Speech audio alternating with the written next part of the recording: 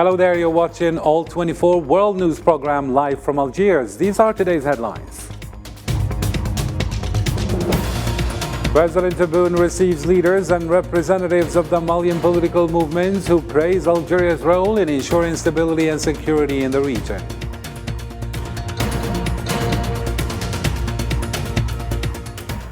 Also coming up, Algeria hosts second meeting of Call of the Sahel, and African and international representatives hail Algeria's role in combating terrorism.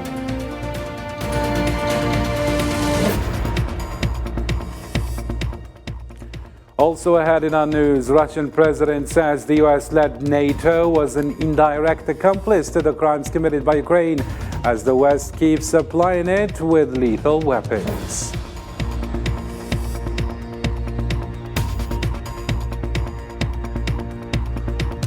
And at least 59 people have died, including children, when a ship sank with 100 migrants on board.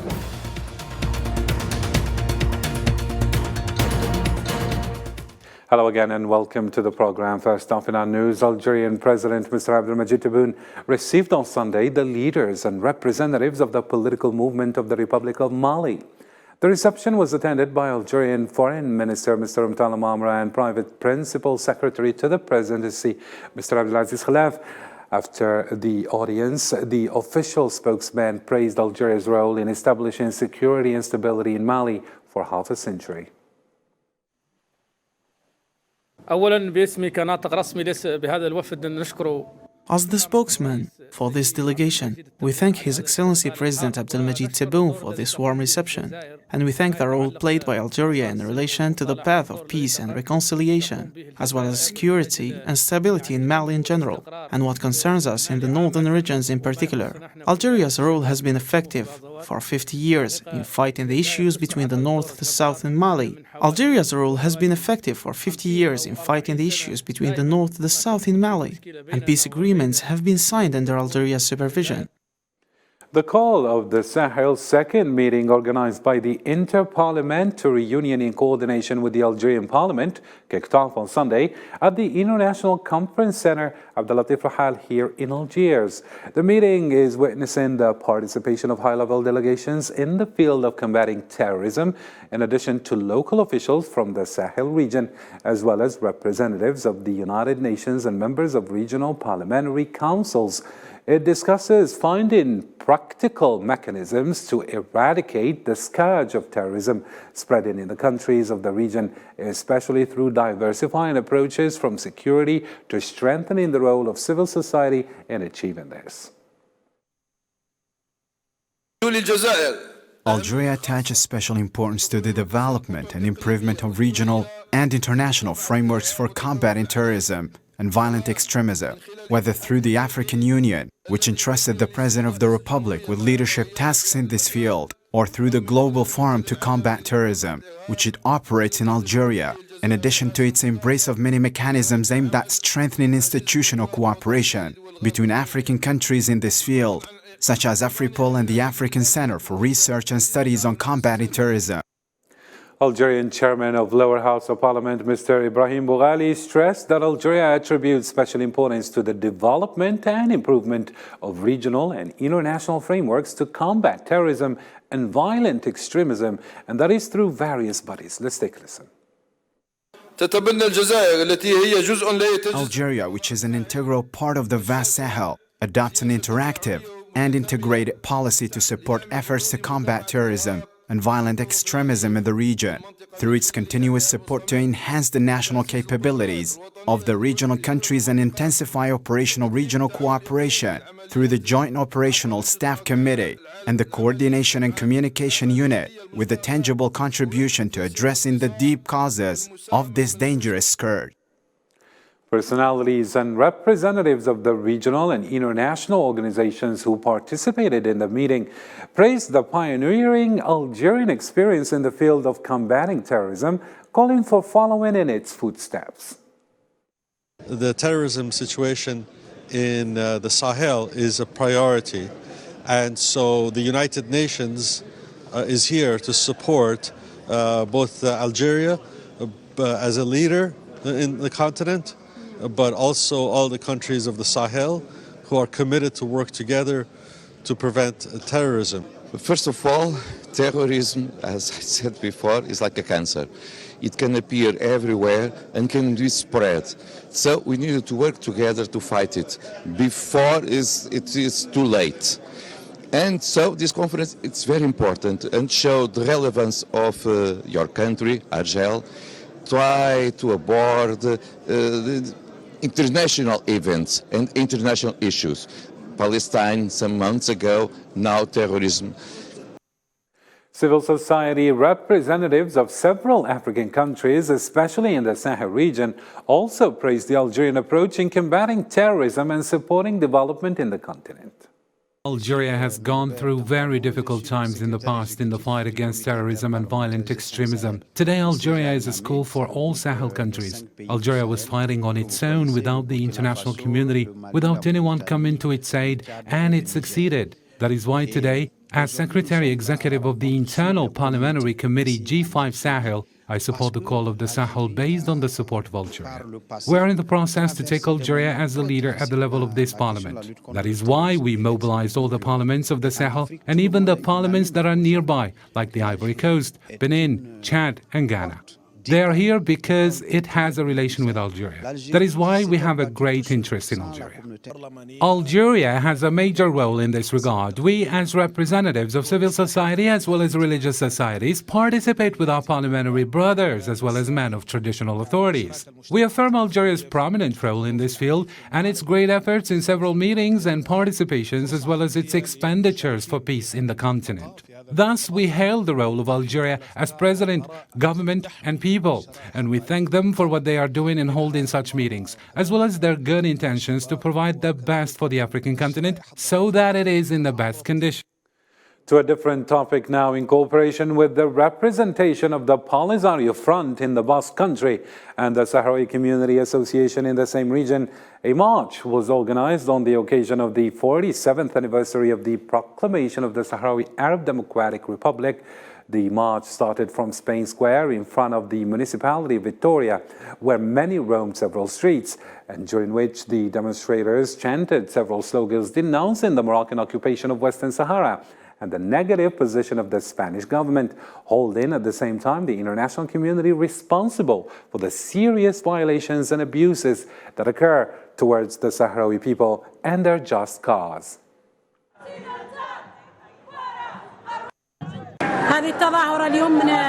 This event by the Sahrawi community today in the Basque Country and the Basque Solidarity Movement in coordination and organization of the Polisario Front diplomatic delegation in the Basque Country celebrates the 47th anniversary of the founding of the Sadr.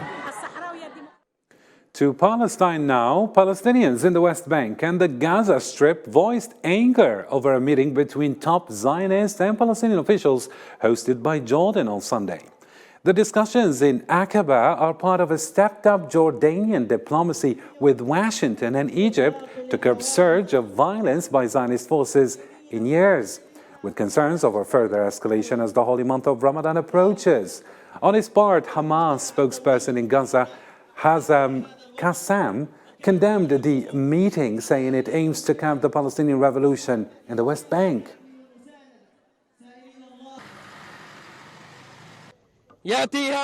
This meeting is being held while there are massacres and crimes committed by Zionist occupation against our people, while the settlement activity in the West Bank and the Judaization of Palestine continue. A delegation of Arab parliament speakers arrived in Damascus on Sunday. The delegation met with Syrian parliament speaker Hamoud Sabag, where they expressed their condolences for the loss of innocent lives as a result of the earthquake, which killed more than 50,000 both in Turkey and Syria. The delegation later met Syrian President Bashar al-Assad.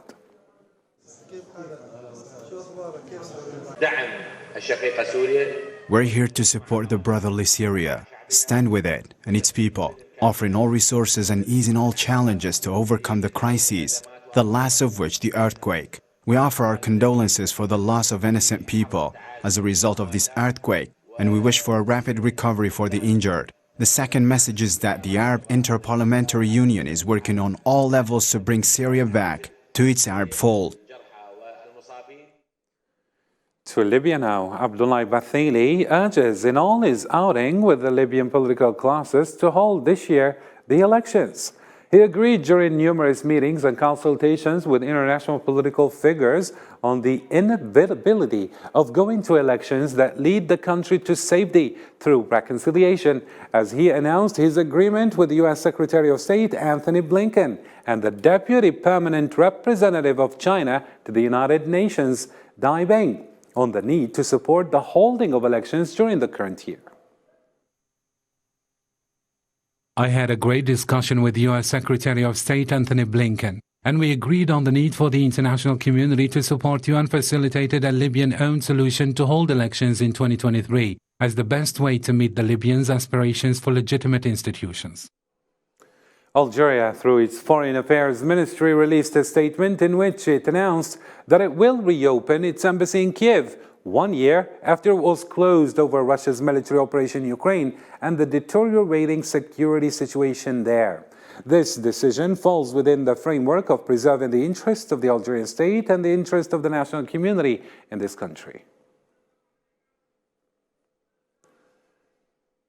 To the Russia-Ukraine file now, President Vladimir Putin has said that the US-led NATO was an indirect accomplice to the crimes committed by Ukraine, as the West keeps supplying the ex-Soviet country with lethal weapons. Here's Sofian Kenturi with more.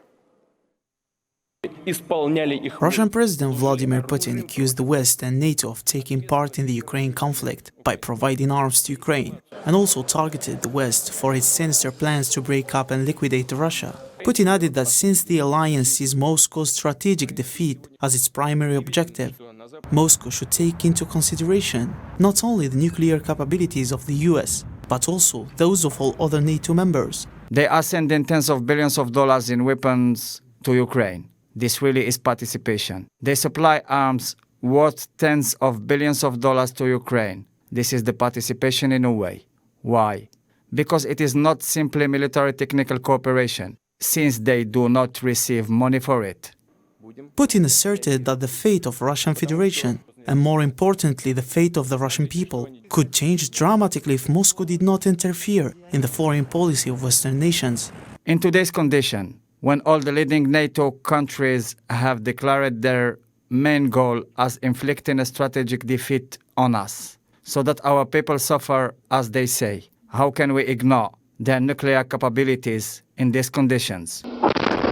Since Russia began this military operation in Ukraine a year ago, many parties, including China, have been working to find a solution. In contrast, West is sending military aid despite pressure from its citizens to stop arming Ukraine, because it has become clear that any further escalation in the coming weeks will result in nuclear exchange. A new agreement for Northern Ireland's post-Brexit trading arrangements will be finalized during face-to-face negotiations between the leaders of Britain and the European Union on Monday. London and Brussels have been engaged in talks for months to ease trade frictions in the British province, but the test will be whether the changes will satisfy some Brexit supporters in the governing Conservative Party or the biggest union or unionist party in Northern Ireland. We have said directly to him that the proposed unilateral act of legislating at Westminster is wrong. It seems to us absolutely extraordinary that the British government would propose to legislate to break the law. Looking now to the government, we've had the words, we now need to see the action. That's what we're looking for from our government, from our Prime Minister. It's decisive action. Votes were being counted in the Nigerian city of Yola on Sunday, a day after many Nigerians went to the polls to vote in presidential and parliamentary elections. As voting was complete in Yola, where devices containing vote information were being carefully checked at the Independent National Electoral Commission's offices.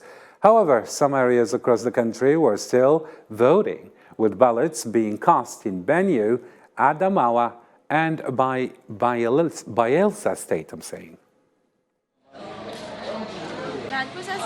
The process is going fine. I'm here to collect results with the use of Excel to make it easier for the calculation of the results, so there won't be errors or mistakes.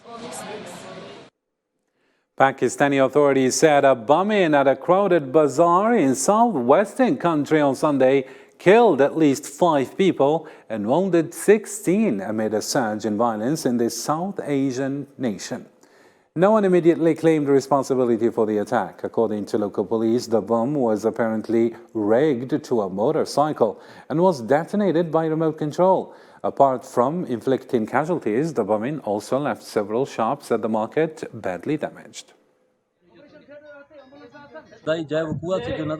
What is seen from the initial scene, the bomb was apparently rigged to a motorcycle and was detonated by remote control. The whole motorcycle was destroyed. The crime investigation teams have arrived at the scene and collected evidence. We're trying to find out its root cause. Seymour Hersh's report on Nord Stream pipeline sabotage is still triggering discussions, rippling across the world. Some analysts are arguing that his findings proved the unconventional means by Washington and its European allies in escalating the conflict between Russia and Ukraine. Here's Islam Sid with more. Seymour Hersh's report on Nord Stream pipeline sabotage triggers discussions rippling across the world.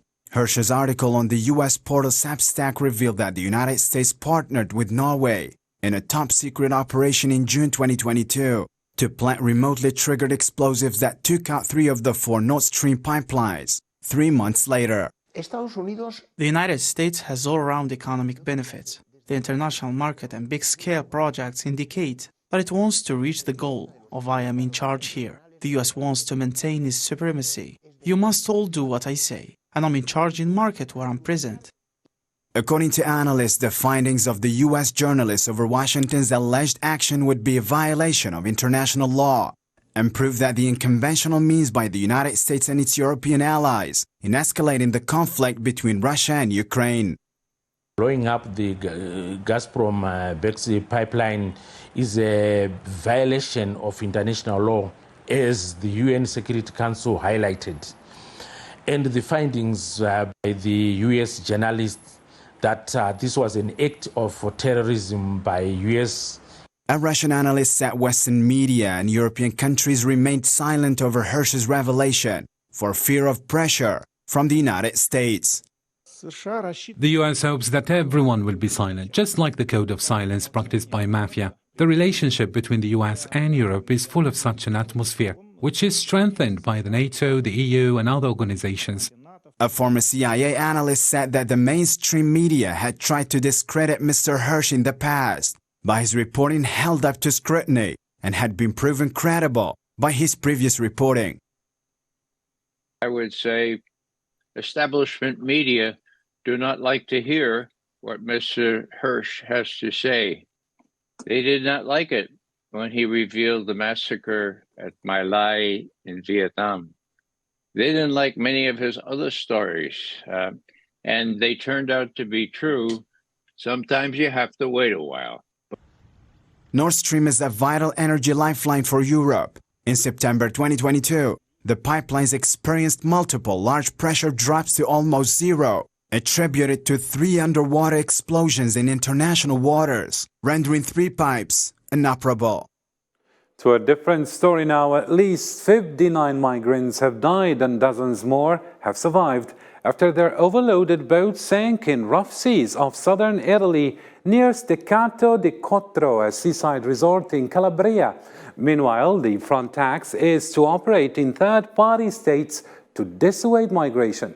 More in this report by Salman Asib. An overloaded vessel reportedly broke apart while trying to land with about 150 people abroad, including 12 children and a baby. At least 59 people died, while 80 others survived in this tragic event in southern Italy near Steccato di Cutro, a seaside resort on the eastern coast of Calabria. Italian Prime Minister Giorgia Meloni, elected last year partly on a pledge to stem the flow of migrants into Italy, expressed her deep sadness for the deadly incident and vowed to stop irregular sea migration to prevent more deaths. The government is committed to preventing departure of migrants and with them the unfolding of these tragedies, and will continue to do so, first of all by demanding maximum collaboration from migrants' countries of departure and of origin. The sight of rows of coffins laid out close to the beach was grim. 81 people survived and 20 were hospitalized, but rescue teams continued to search for others as dusk fell over. The governor of Italy's Calabrian region, Roberto Occhiuto, joined search teams on a windswept beach looking for bodies of migrants killed in the tragic event. He seized the chance to urge Europe not to abandon them.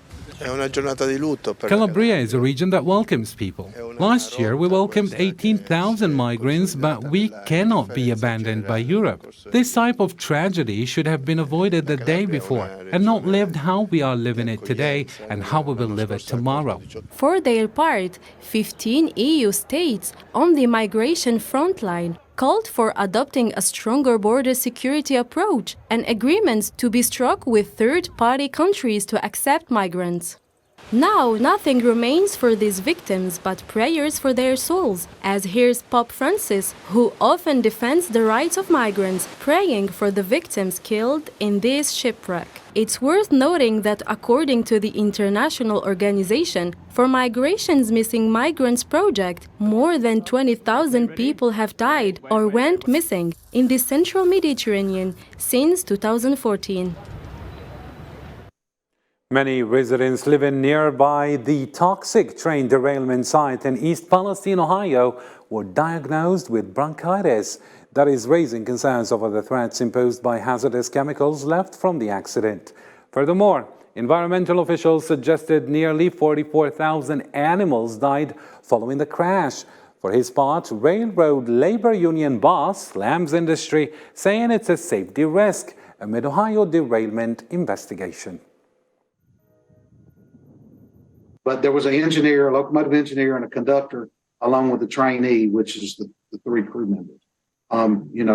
The locomotive engineer and the conductor being on there together is, even with two members, made it quicker for them to be able to respond to the incident and be able to cut the engines away and get away from the accident.